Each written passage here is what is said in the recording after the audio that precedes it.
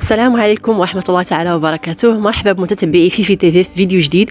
اليوم نقدم لكم إن شاء الله وصفة خفيفة للعشاء، وهي عبارة عن المفلق أو لا هربل، كل واحد شنو كيسميه، كل منطقة شنو كتسميه، المفلق أو لا هربل.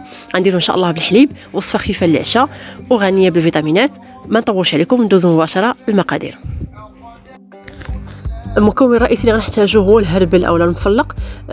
كل واحد يدير قياسو، طبعا الحال ما نقدرش نحدد بالضبط. انا دايره زلافه، ومن الاحسن نفزقوه ليله قبل باش يتفسخ معنا دغيا ويطيب دغيا، ما ياخذش الوقت. فزقوه ليله قبل، واخا ما تفزقوش ماشي مشكل، ولكن غياخذ وقت في الطياب وصافي. عندنا زلافه ديال الهربل، عندنا 2 معالق ديال الزيت البلديه، تقدروا تستعملوا كذلك الروميه. عندنا معلقه صغيره ديال الزبده، هذه كتبقى اختيارات، تقدروا ديروها تقدروا ما ديروهاش. عندنا معلقه صغيره ديال الابزار ومعلقه ديال المليحه.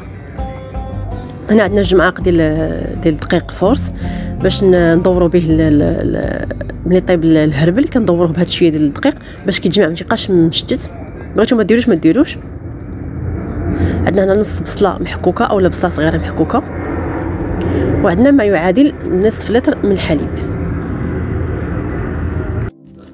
اول مرحله غادي ندوزو نغسلو هربل ديالنا مزيان اولا مفلق. غنغسلوه شي 3 ولا 4 المرات حتى يتحيد له هذاك الماء الابيض او داك النشا اللي تيكون فيه، يتحيد تماما. عاد نديروه في الكوكوط. الا كنتم مفزقينو ليله قبل ما غيحتاجش انكم تغسلوه مده طويله بزاف مرات. الا كنتم مفزقينو قبل، كنتم ما مفزقينوش، فضروري ديروا هذه العمليه انكم تغسلوه بزاف مرات. عاد ديروه في الكوكوط. حنا انتهينا من عمليه الغسل ديال المفلق، درنا في الكوكوط ديالنا، وغنبداو نضيفوا عليه المقادير. قبل ما نضيفوا المقادير غادي نضيفوا الماء باش غنطيبوه. كنديروا تقريبا نفس العمليه اللي كنديروا مع الروز، يعني القياس ديال المفلق كنديروا الدوبل ديالو ديال الماء. انا درت زلافه ديال المفلق، غادي ندير معاها 2 زلايف ديال الماء يكون دافي، ومن بعد تقدروا تزيدوا واحد الجغيمه فوق القياس. مثلا درتو زلافه ديال المفلق معاها 2 زلايف ديال الماء، كتزيدوا واحد الجغيمه فوق القياس باش ما كيجيش يابس، كيجي فتي. كنضيفوا باقي المقادير. عندنا 2 معالق ديال الزيت البلديه، بصله محكوكه صغيره ولا نص بصله كبيره، معلقه الزبده اللي قلنا اختياريه، ملح والبزار حسب الذوق.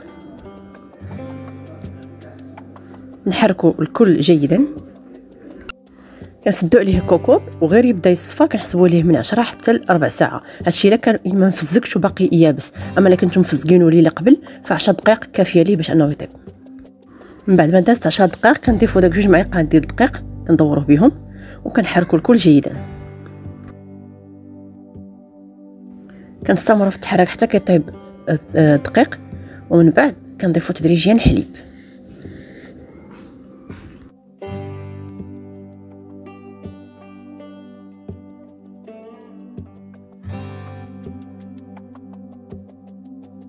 ملي كيطيب الدقيق والحليب كتكون الشوربه ديالنا ديال المفلق اولا ديال الهربل وجدات. كنقدموها ساخنه للعشاء.